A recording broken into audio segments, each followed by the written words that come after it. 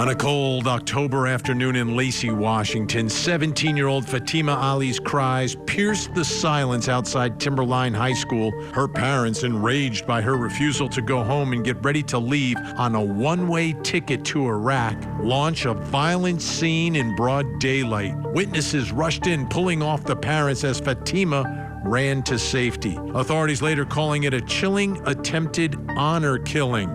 Now charged with attempted murder and kidnapping, her parents sit in a courtroom fighting for their freedom. And tonight, all the evidence is in and the arguments have been made, and it's time for the jury to speak. Also tonight, brand new video of the Idaho 4 convicted mass murderer, a traffic stop as he was driving through Moscow, Idaho, stalking his future victims. Why did police stop him? And what did he have to say in this awkward conversation? Tonight, you will see the video. But first, an unfolding mystery in Tennessee. An unidentified infant is found abandoned on a stranger's property. Then, in another county, the bodies of 4 people are recovered. Is there a connection? Is there a killer on the loose? Tonight, all the latest from this breaking story out of Tennessee. I'm Vinnie Politan. Thank you so much for joining us tonight here on Closing Arguments. And I remember growing up, and I don't know how many times I saw it on TV shows, cartoons, and other places, and in just stories about the old baby found on a doorstep, right? Someone opens their door and there's a baby there. Oh my goodness, where did this baby come from? And growing up, I never really thought that much about it. I was like, do people actually do that? Like, why would someone do that? Well, guess what happened in Tennessee? A real baby was left at a stranger's home. A beautiful little baby. Now, at first you think about this story and the baby was unidentified and you think about it like, wow, that's horrible. That's horrific. But then I take a step back and I'm like, a lot of times when we're dealing with perhaps a young parent who doesn't want to be a parent and has a baby, we've covered that story so many times. So it's not that story. So I'm like, okay, maybe there is some silver lining to this story involving an unidentified baby. We just have to find out who this baby is, who this baby belongs to, and try to figure out why the baby was left at this stranger's home. So while that mystery is going on in Tennessee, there's another mystery unfolding in another county pretty close by, a horrific death scene. 4 people dead. And you've got one case here, another case there, both mysteries, both extremely serious, and everyone's wondering, is there a connection? Is there a connection between this unidentified baby and these 4 bodies that were found? And tonight it's looking like there is a connection. Let's bring in Court TV field reporter Cody Thomas joining us in studio. This story, everyone is talking about it tonight, Cody. So let's get, what is the latest that we know? And is there a definitive connection between this baby that is left and these 4 bodies that were recovered? Well, Vinny, the short answer is yes, that there is a connection, but I'll walk you through how we got there. So this is a multi-agency investigation that happened all yesterday, Tuesday of this week, in Lake County in Dyer County, Tennessee. That's all in northwestern Tennessee. This 7-month-old baby, just 7 months, not even a year old yet, Vinny. Her name was Weslyn. She was abandoned and just dropped off in a random stranger's yard just after 3 p.m. in broad open daylight. And of course, that guy called 911, which got the investigation going. Now, this all happened where she was dropped off in Tigrit, Tennessee. That's in Dyer County. We have a map here showing you, that's the map of Tennessee here. Tigrit in Dyer County was only about 40 miles away from where those other 4 bodies were found up in Tiptonville, Tennessee. That's in Lake County. They're neighboring counties not too far away, 30, 40 miles away, only about a 40-minute drive. Now, Vinny, let me walk you through the timeline of the events that happened yesterday that led to this baby getting found and those 4 bodies being discovered. So, as I had just mentioned, just after 3 p.m., the baby was found in a stranger's yard. Little Weslyn, and 911 was called. 5:10 p.m., the Dyer County Sheriff's Office releases a statement saying they're looking for 3 people a man by the name of Matthew Wilson, a woman named Adriana Williams, and another woman named Courtney Rose. Now, just before midnight, Vinnie, Dyer County Sheriff's Office releases another statement saying 4 bodies were found further north in Lake County. And Vinnie, to confirm that connection, the District Attorney Danny Goodman Jr., he serves in both Dyer and Lake County. He confirmed that these were all family members related to the baby. So, and 3 of those 4 bodies that were found were the 3 names that I had just mentioned. We have Matthew Wilson, 21 years old. That is the father of the baby. Adriana Williams, 20 years old. That is the mother of the baby. Courtney Rose, 38, the maternal grandmother, and Braden Williams, 15, the maternal uncle. And Vinnie, the Tennessee Bureau of Investigation confirmed that this is a homicide investigation, and there is also an active GoFundMe page created by what seems to be a friend of Matthew Wilson, the baby's father, where general donations are being given, you know, to go along with funeral costs and what have you, dealing with this horrendous tragedy here. Absolutely. And the baby's alive, and everyone's trying to put the pieces together. Why was the baby spared? What is the connection to what happened here? Why was the baby left where the baby was left? Cody, thanks so much. Let's bring in another guest. Joining me now is an anchor for KFVS. Jeffrey Bullard is with us. Jeffrey, thank you so much for joining us. What can you tell us about the scene where these 4 victims were found?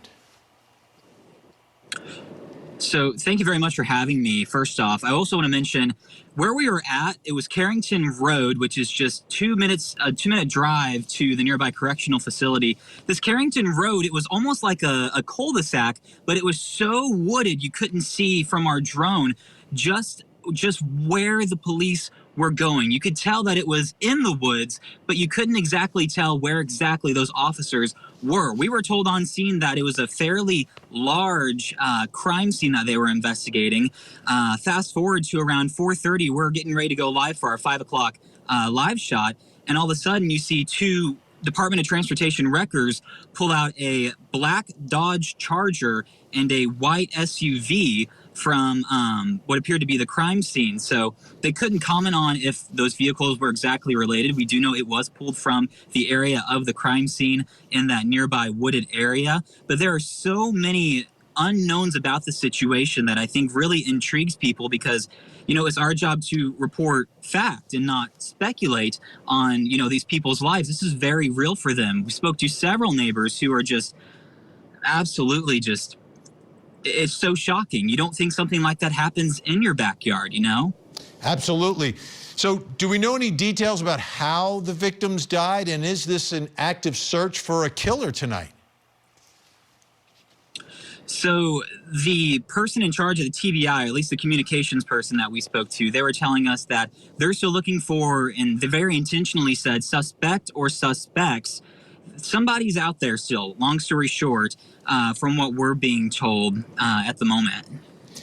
And have they said anything about little baby Wesleyan, about why they believe she was spared, or how the timeline of when the baby was left and when the victims were killed? I know it's very, you have so many questions, and we had so many questions whenever we were at the press conference, just trying to get a better understanding.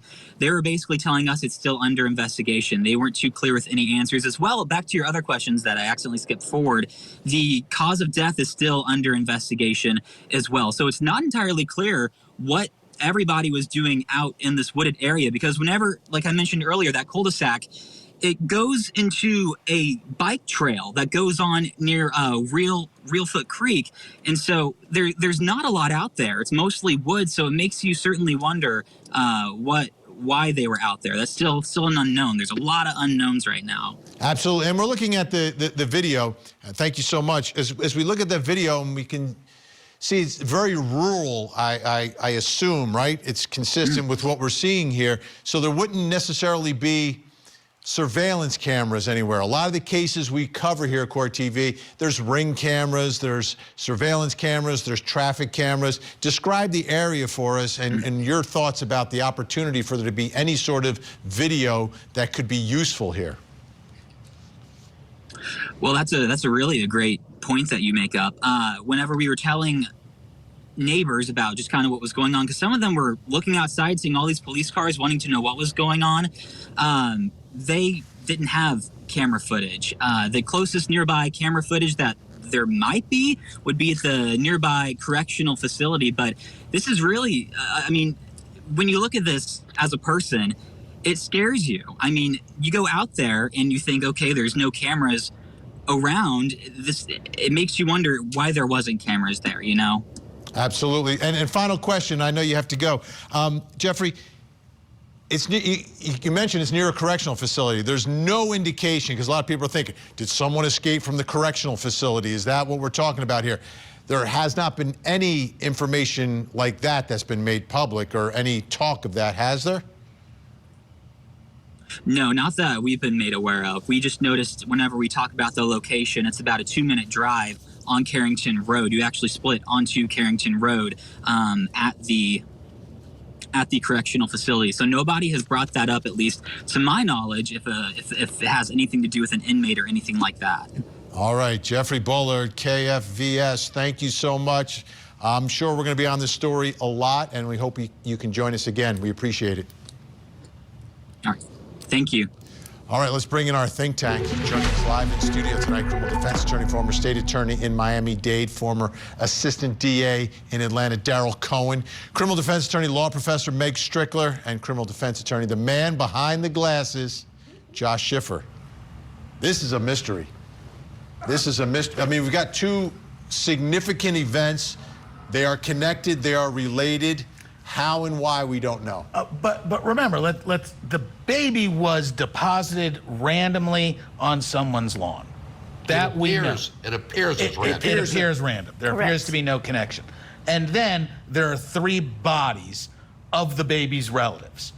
I immediately go to the murder-suicide family drama that we see in domestic violence cases. 4 bodies, because there's a 15-year-old uncle also. Yes, 15-year-old uncle. It's immediately where my mind goes, is that someone associated with this. But they're looking for a suspect or suspects. Oh, they're still out there. They took the baby, dropped off the baby, and are on the road.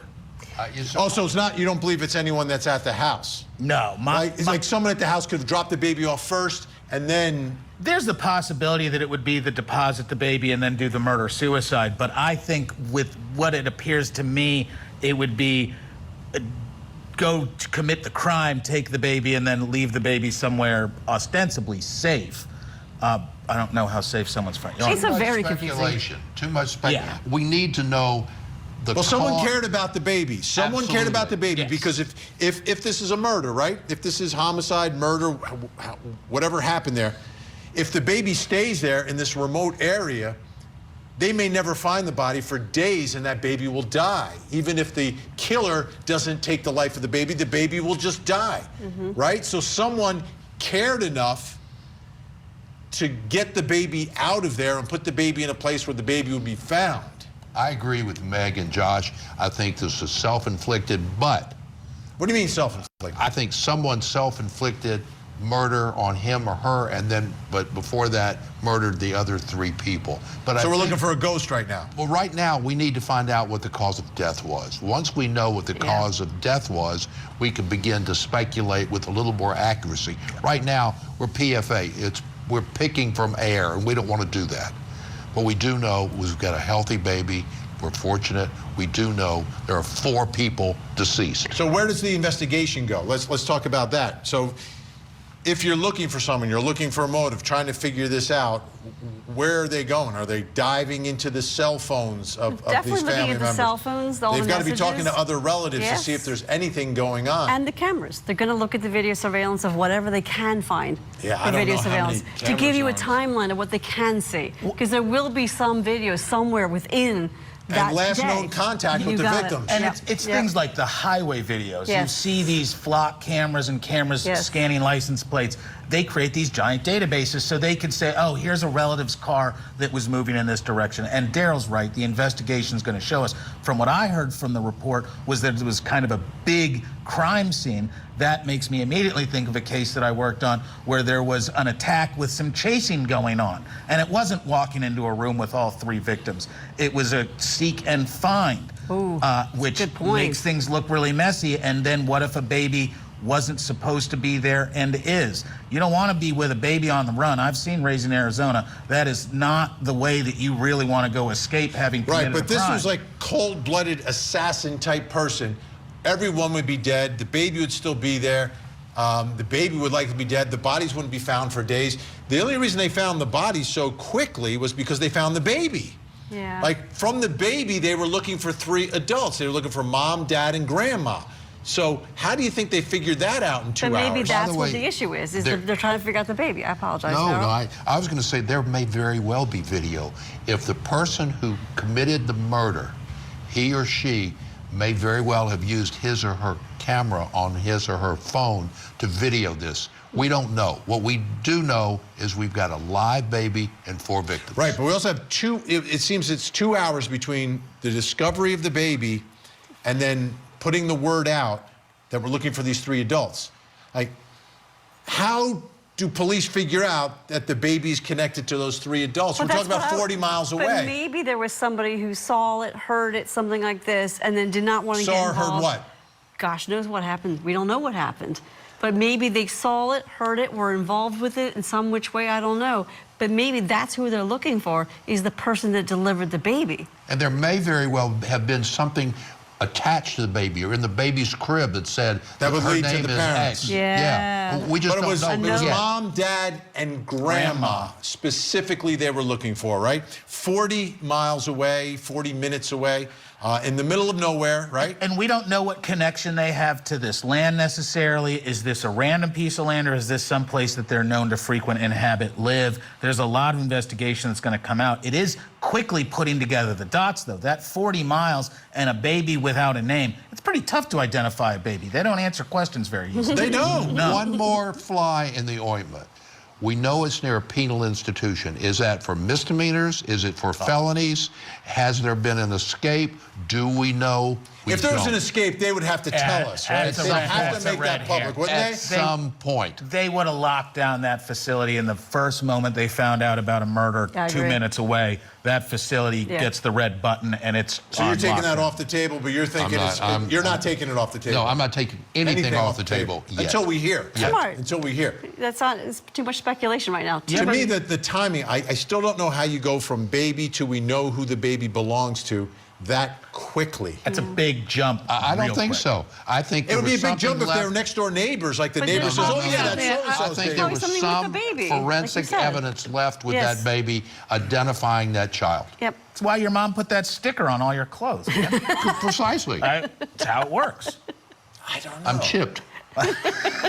That's your Do you kids think the that chipped killer knew that by leaving the baby there that they were going to find the bodies quicker?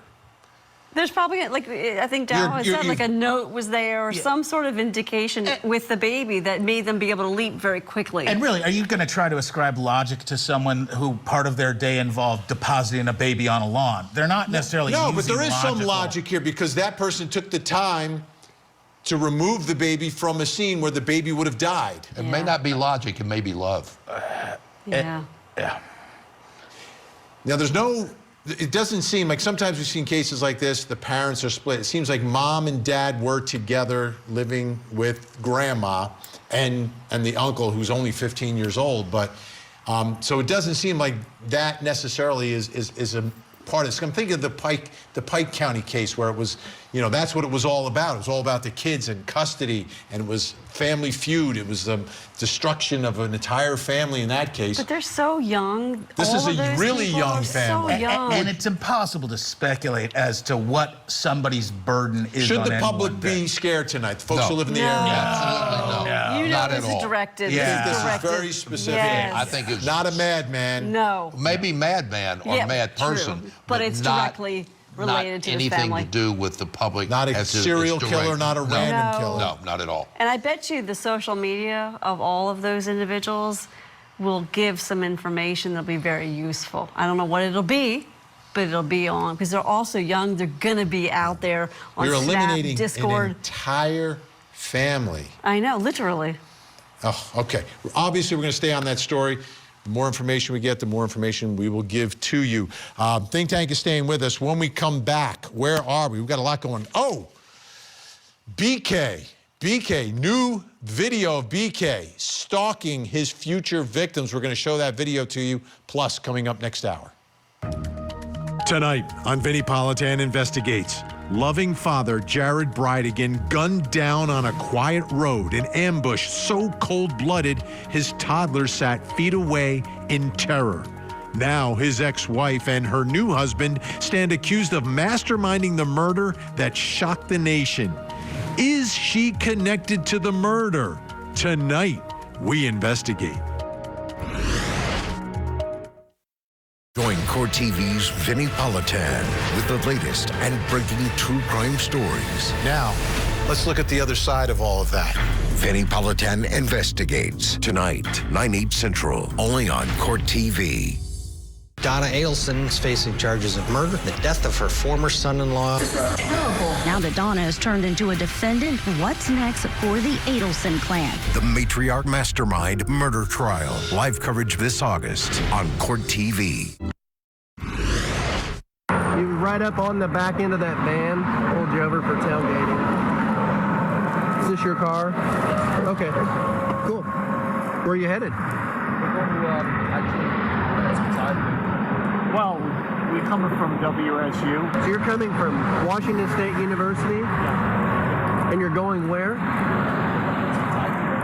Oh. We're going to be going to Pennsylvania. Oh, okay.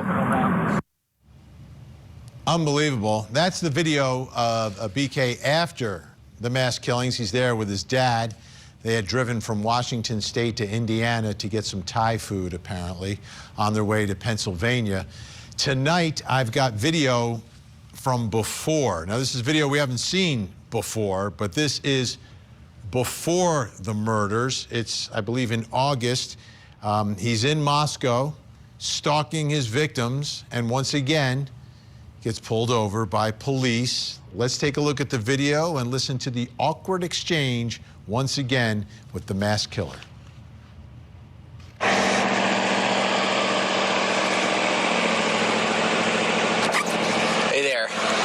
I stopped you going a little fast. You didn't realize this is 35? Oh, it's 35? It is, yeah. So you're going... 41? Yeah, 43 is what the radar said. Sure. Oh, yeah. Do you have your license, the registration, insurance?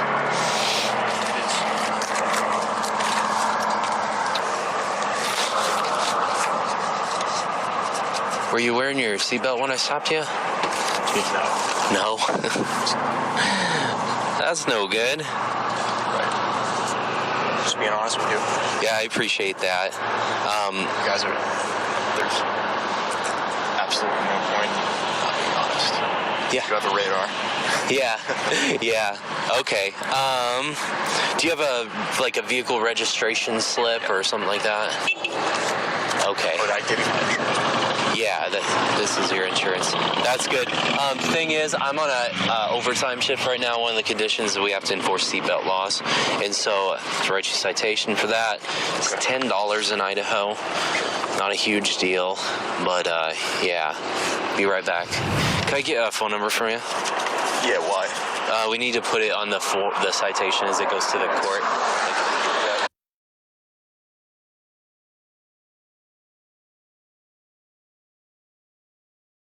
Just for future reference, I mean, I'm obviously an honest person, right? I told you I wasn't wearing my safety belt. When people lie to you about that, say I lied to you about that, right? Just for my own knowledge. You honestly go back and look at that, or With a seatbelt like this, I didn't check as I was coming up, so that's why I asked you. Do you usually? I should. I noticed you weren't wearing it, and I'm on this emphasis, and like I said, I'm getting paid by ICD, and they want us to enforce the seatbelt laws, so I was being more aware of that. Yeah, that's where I'm coming from. Yeah. Okay. All right. Have a good night. Should have given him a ticket for DWC, driving while creepy. Let's bring in our think tank. Here, still with me, Daryl Cohen, Meg Strickler, Josh Schiffer. How do you get pulled over so much? You're like a mass killer in training and you're getting pulled over. Then you commit it and you get pulled over. 43 to 35? Yeah. What was he being pulled over for real? Exactly. If he wasn't now known as a horrifically convicted murderer, I'd be screaming bloody murder about that officer's failure to abide by pretty decent basic police tactics. Pulling somebody over for 8 over, in many states, you're not even allowed to do that. Yes. Well, it's percentage-wise, he's over the speed limit. No, but you don't get pulled over very residential area. 8 over is not. This is Idaho. Oh, okay, great. I don't it's care. It's a college town. There's a lot of pedestrians. There's a lot of people walking around. Why do you think he pulled? Could he have been pulled over because they thought he was DUI? Could he have been pulled over because he fit the profile? Or was he creeping around, and that's why the officer pulled him around? Yeah, and I don't like calling it BK because Bryan Kohberger has nothing to do with the place where I normally have dinner. Right, before the show, your pregame show. He likes Did you see your crown? There was a crown back there. By the way, we have some more news on this from the Idaho Department of Corrections. This is unbelievable. Take a look. Chad Daybell and BK are both in the J block. They're going to be buddies. Isn't that so sweet? Yeah, one, though, is facing the death penalty. One got the deal. And that, to me, this is, they both should be on death row, I believe, because that's the law in Idaho for the worst of the worst. These two guys are bad. Do you think they would get along? They probably will. And you know what they probably talk about is let's do a book. Let's see if we can somehow get some sort of, cell phone acknowledging one another's notoriety for what they did. My hope would be that they meet in the middle and they have a duel and they both die. Yeah. Let me ask you this. True, though. Because every time he has an interaction with law enforcement, it's always awkward. Like he definitely seemed more nervous in the first one that we showed, which was after the killings. But he's always doing this back and forth thing with police, all this questioning. And I'm trying to understand his mindset. Good luck. Good luck. But I think a lot of people are talking about this. Is this a guy who seems like he became a mass potential serial killer if he didn't get caught, but a mass killer because he was so intrigued with law enforcement, with criminology, with getting inside the mind of a criminal? And what better way to study the mind of a criminal than to actually commit the crime? I mean, he's always asking these questions. What if I lied? What would you have done? What would have happened? Like, who asked that? Nobody. Like, if I lie to police, what's going on with this guy? How do we get in his mind? What we know is what he did. And what he did, he is being punished for. Not enough, but punished for. There's no way for any of us who are semi-normal or possibly normal to get into his mind. There's not. And I think the scary part for people, and always when we deal with killers like this, is like, can they be spotted ahead of time? Look at Ted Bundy.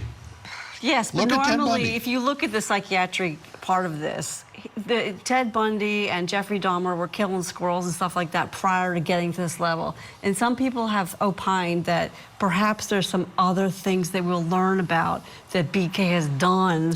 Well, do you think he has that personality that he wants to talk? I mean, he loves the back and forth with law enforcement. He's probably going to talk like Ted Bundy and not tell anything. And it's going to change over time. He's just at the very beginning of a long, torturously long lifetime. So 10 years from now, 20 years from now, he might talk. If he makes it. And he won't. And if he makes it, like Jeffrey Dahmer did not make it. No. Yeah. Let's take a look. We have one more of his traffic stops. Let's take a look and a listen, because to me, this is the only time we've ever really heard him speak in any meaningful way. Let's take a look. Hello, I am Officer Loangus. Stops being audio and video recorded. I think you know why I stopped you. You ran the red light. What actually happened was I was stuck in the middle of the intersection. Yeah, so I was behind you the whole time. Yeah. Yeah. So technically you're not supposed to enter the intersection at all for that reason, because if the light turns red, then you're stuck in the intersection, and then you run the red light. So that's the reason I stopped you. Do you have your license on you? Yep. Always chatty. I mean, is there anything wrong with that? Because, come on, having represented a lot of people, they always make a big deal. Look how nervous they're. Man, there's blue lights and somebody with a gun in your face. There's no gun in his face. There's a gun on a belt at head level. But you get kind of nervous. All those videos on Facebook and whatnot. You can watch a million videos of people being pulled over. He, for the most part, does not appear which what a police officer would ascertain as being, you know, red eyes or being fidgety. None of the things that I normally see in a police report, he's not doing. You forgot furtive. Oh, my bad, my bad, my Furtive bad. is very important. Bad driver, by the way. Bad driver, but the few times in my life I've been stopped, I'm very chatty with the officer.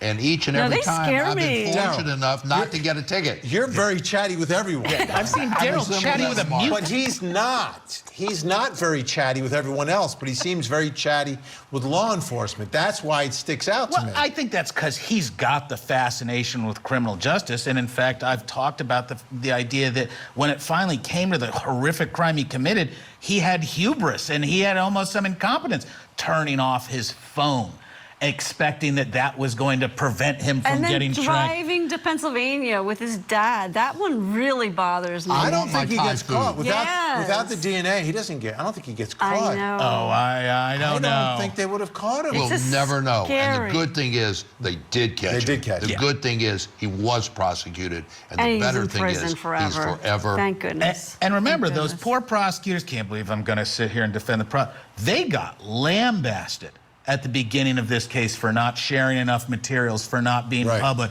And look what happened in the end. Good police work got a conviction, saved the people a ton of money by not having a I don't trial. care about saving money. I don't care about it when it comes to the mass murder of I care about him not getting the death penalty. Why? Because I didn't want the family of the victims to go through this as each and every time he Appeal appealed. happens, I wanted it over This for those closure poor now. family members. Just wait for the habeas. Just wait for the habeas, folks, because it's going to happen. All right, when we come back, we're going to talk about the verdict watch that continues and continues. There's a videotape of the alleged crime, yet this jury is still deliberating. What's going on?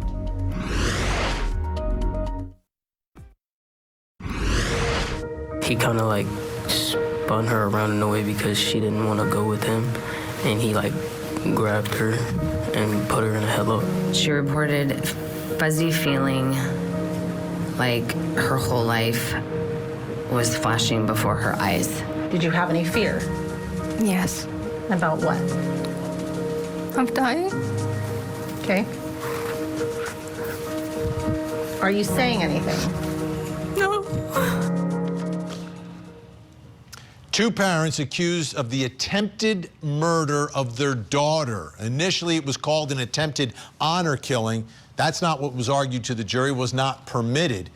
But that's the case. Now, 13 hours and 42 minutes of deliberations in a trial that was about 8 days of testimony. This is now a really long deliberation for a trial of that length. Still have not come back. There's a video of the actual alleged crime. There's the boyfriend, there's the father, there's the daughter. You see the father punch the boyfriend in the face. Now he goes and grabs his daughter. And as he's grabbing his daughter, puts his arm around her, sort of a headlock kind of choke thing. And then the boyfriend comes back and a bunch of other people come back to peel the father off of Fatima. And then Fatima is able to escape and get away. They've got the video. They heard the testimony of the victim.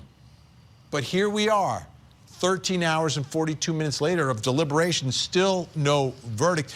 But there was a question today. Let's go into court and take a listen. There is a question from the jury. Ms. Stone is present on behalf of the state. Mr. Kading is present representing Mr. Ali, who is present. Mr. Leary is present representing Mrs. Ali, who is present. The question. Good morning, everyone.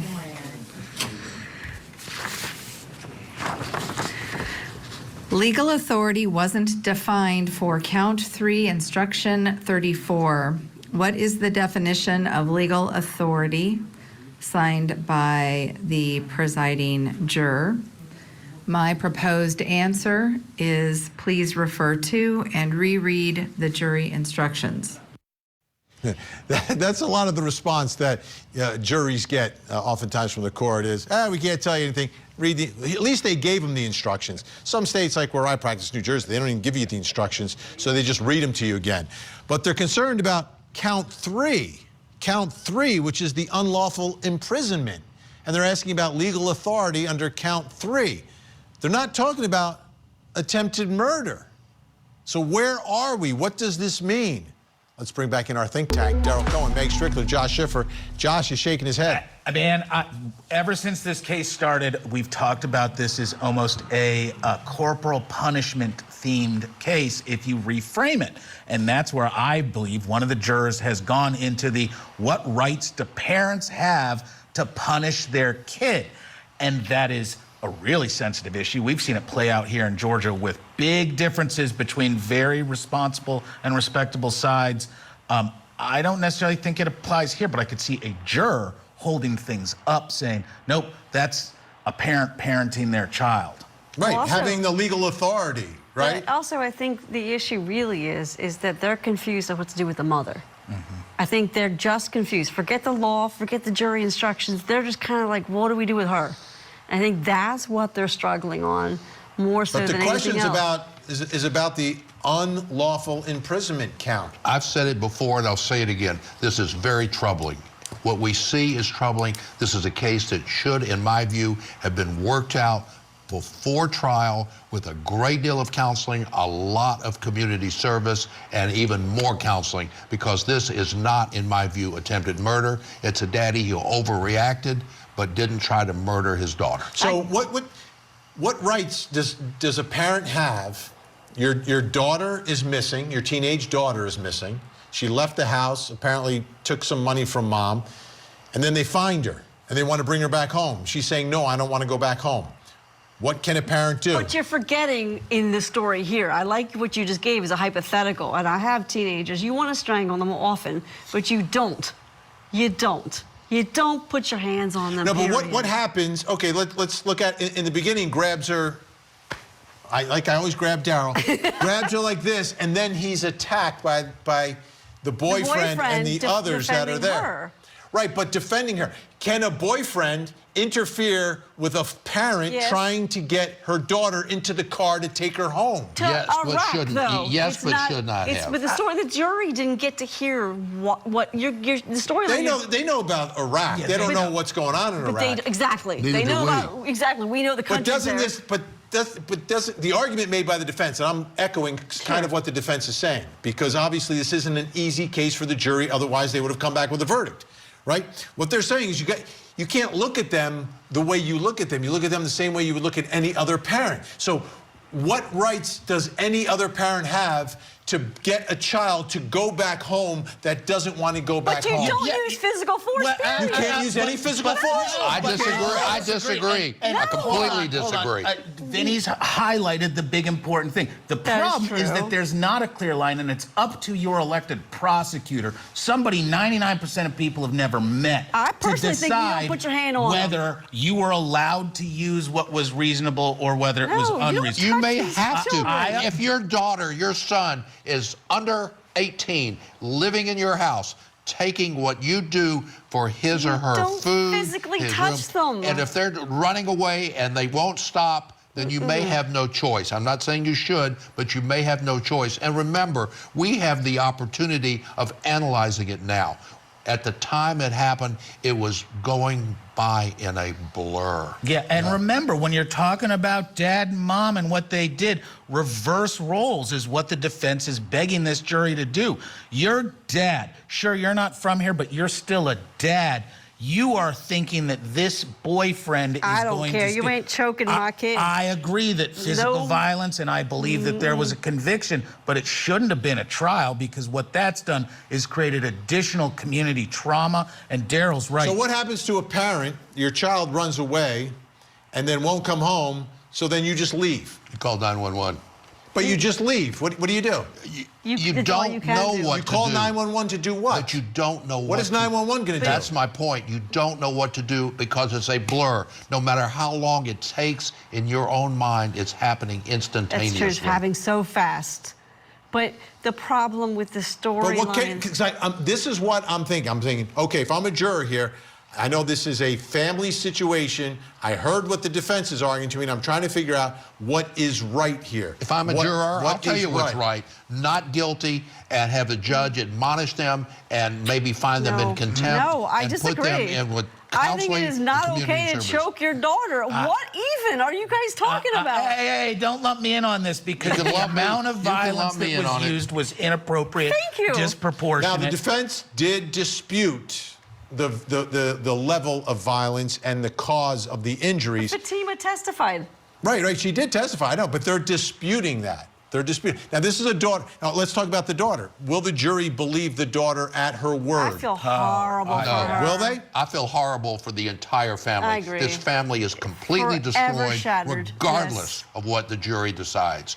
And that's who I feel sorry for. She's now 18, and she's an adult in the world with, everything's off. And it's vigilante justice gone bad is really what this case is it's someone believing they had the right to fix things in their family with their child, running up against the laws of the United States, which are not evenly enforced, which are subject to the discretion of a local prosecutor. And then you get into all of the cultural issues, which I'm with Meg. Does the boyfriend have the right to interfere? For me, I'm gone. Does he legally have the right? They pointed the finger at the boyfriend. They pointed the finger at the boyfriend. Legally, does he have the right? In my view, The no. boyfriend But did he behaved do better. the right thing? He Yes. has more testosterone in him. And Let's take a look. Let's take a look at the beginning of the video. Good. At the beginning of the video, if you can roll it back one more time, I want you to watch the beginning of the video. We don't see the initial contact, but we do see the boyfriend come in. And when we roll the video, you'll see it. I want you to watch closely. Is the boyfriend interfering with what a father is trying to do with his daughter? Because that's what the defense is arguing here. He's protecting her. Yes, he is interfering, but he is also protecting her simultaneously. I don't believe a crime is getting committed by the boyfriend. Absolutely not. I do. No, Absolutely. not. He exercised We are out of time. restraint. We are the out boyfriend. of time. But the jury will be back tomorrow. Maybe. You guys won't. Not tomorrow, at least. Daryl Cohen, Meg Strickler, Josh Schiffer, thank you so much. All right, folks, when we come back, I will reveal something else you need to know tonight, plus coming up next hour. Tonight on Vinnie Politan Investigates, she was the heir to a crafting empire, living a life of luxury and privilege until police accused her of orchestrating her ex-husband Jared Bridegan's cold-blooded murder. What is the evidence? Tonight, we investigate. Join Court TV's Vinnie Politan with the latest and breaking true crime stories. Now, let's look at the other side of all of that. Vinnie Politan Investigates, coming up next, only on Court TV. I'm Vinnie Politan. Welcome to Closing Arguments. What's happening here? It's unreal. Let me show you exactly what happened. Closing Arguments with Vinnie Politan, weeknights at 8, 7 Central, only on Court TV.